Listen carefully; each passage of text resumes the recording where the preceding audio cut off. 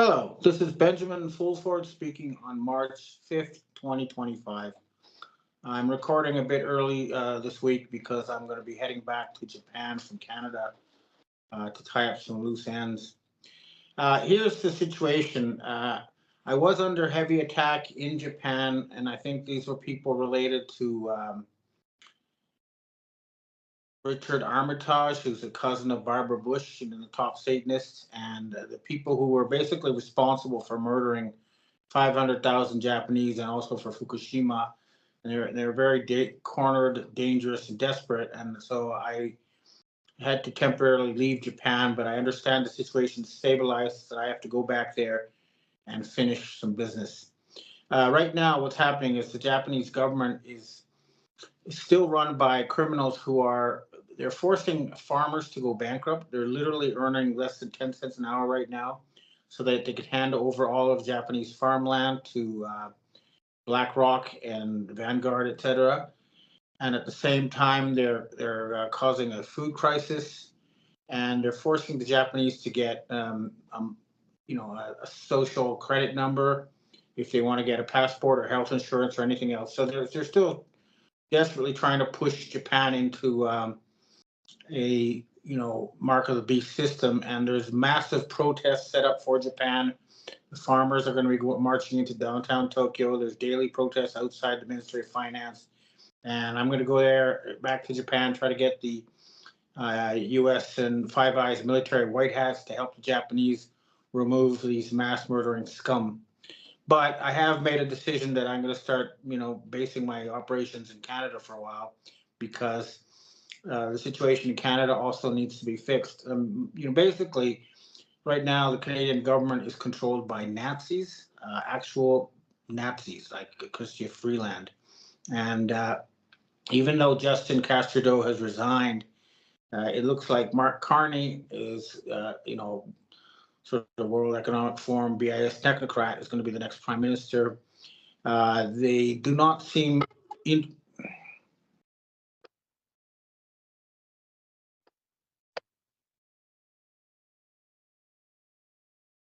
they do not seem interested in fundamental reform. They're still fighting very hard to keep the current system going. So I think that with the trade war that's now started as of today with Canada and the US, that things are going to have to escalate a bit more before people will be able to calmly realize that we have a shared destiny and work out some kind of new arrangement for the Americas.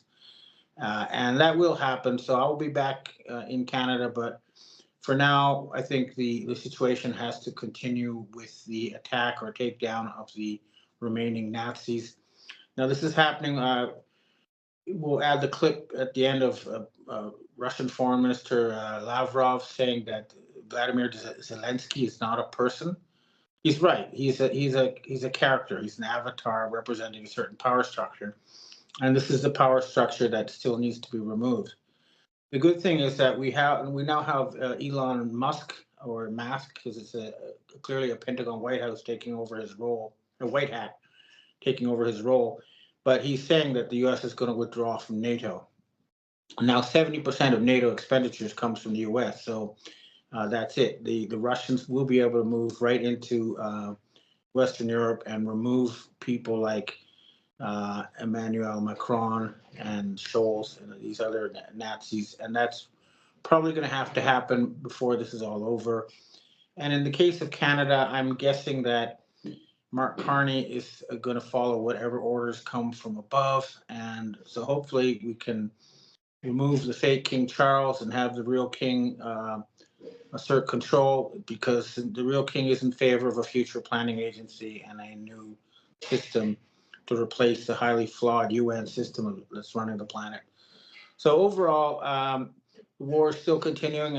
The other thing, of course, we noticed that despite promises, we have not seen the Epstein files. We have not seen public official recognition that Israel was behind the assassination of John F. Kennedy or Martin Luther King. This is still to come out, but it will for sure. There's going to be more chaos, and we're going to have to watch the old system collapse, it looks like, before we can start building the new one. But things are going in a good direction overall. Okay, well, that's what I have to say for myself today. Now I'd like to answer questions from readers and viewers. And then we have our first question for today. You just mentioned that you're going to go back to Japan for the short time being to wrap up a couple of things. What things in particular? And are you concerned for your safety when you get back there? Uh, I think I should be okay now. I had to temporarily leave, but the source of the problem has been dealt with, so I should be able to return safely. Now, some of it is what I have to do is personal. I have family there, and I need to make sure everybody's taken care of and things are set up. But also, I don't want to leave Japan until those mass murdering criminals are dealt with. I don't want to leave an unfinished job. So I'll be going there to try to finish off the criminal government, uh, and that's why I'm going back. Next question. I bet Elon Musk seems to be looking deeper and deeper into government agencies with his Dodge committee. Do you think he's working for the good guys? Well, the latest video shows very clearly someone in a rubber mask. And as I mentioned in one of my reports, three of his girlfriends are saying he's not answering emails and not supporting the kids. So I'm pretty sure that Elon Musk has been replaced by an agency white hat. And I say he's a white hat based on his statements and actions since the change that happened on January 29th. So I think he is a white hat at this point. But again, he represents a group, a power group. He's not an individual. He's a spokesperson for a very powerful faction of the U.S. military industrial complex, which is the National Reconnaissance Office. And he seems to be doing good things. Next question.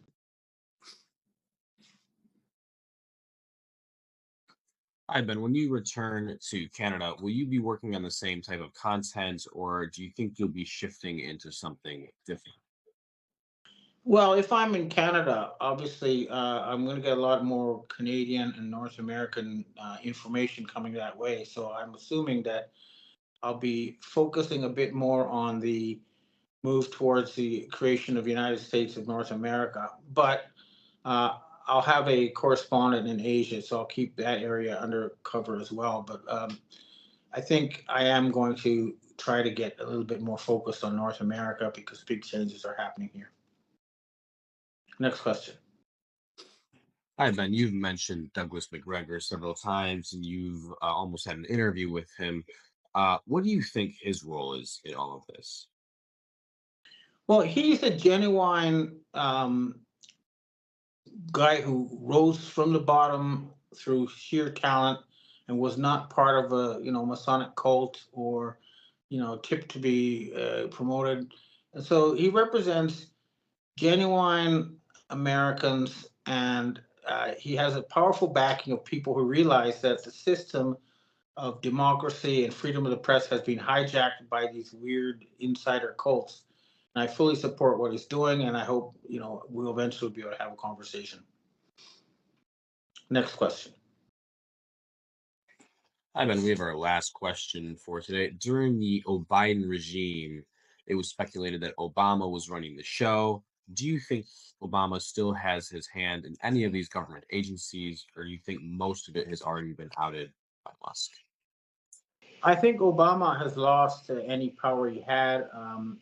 He's vanished completely from sight. I don't know if he is alive or not. I'm assuming he is, but clearly, once the Biden regime was removed, the whole Obama um, scenario of DEI and promoting transgenderism and all that kind of weird stuff has vanished along with Obama. So good riddance. That's all I have to say about Obama. Okay, well, I hope to see you next week. It should be from Japan, and there'll be a lot happening because there's massive demonstrations headed for that country, and I think it'll be in the headlines soon. Okay, well, thanks for tuning in, and I hope to see you next week. Трамп приостановил поставки вооружения на Украину. Заставит ли это Зеленского все-таки сесть за стол переговоров, как вы думаете? Ну, я не могу влезть в голову этому человеку. Да он и не человек.